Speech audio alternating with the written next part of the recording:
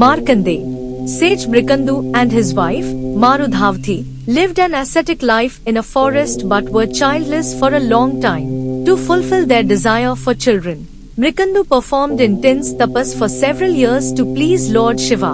One day, Lord Shiva appeared before him, pleased by his devotion. Shiva offered Mrikandu a boon, asking if he desired a virtuous, wise, and pious son who would live up to 16 years, or a dull-witted, evil-natured son who would live long. Without hesitation, Mrikandu chose the short-lived but virtuous son. The great sage Mrikandu Rishi and his wife Marudmati worshipped Shiva and sought from him the boon of begetting a son. As a result, he was given the choice of either a righteous son, but with a short life on earth, or a child of low intelligence but with a long life.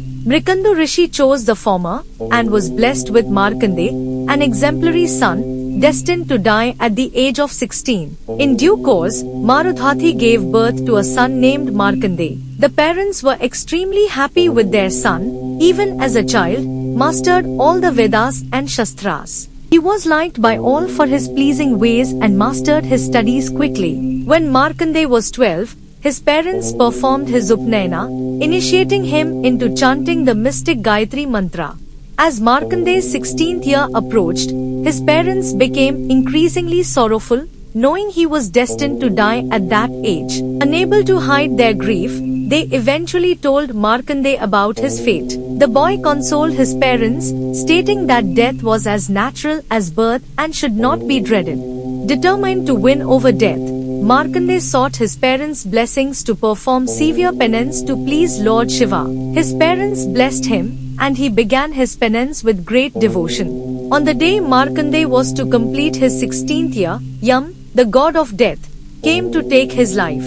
Despite his servants' inability to approach Markandeya due to his intense radiation of piety, Yam himself came on his black buffalo. As Yam threw his noose to capture Markandeya's soul, it encircled both Markandeya and the Shiva Linga he was worshipping. At that moment, the Shiva Linga split into two, and Lord Shiva emerged, trident in hand. He pushed Yam aside and killed him to save Markandeya. From that day, Markandeya became known as Mrityunjaya, conqueror of death, and Kalkala, the one who conquered time.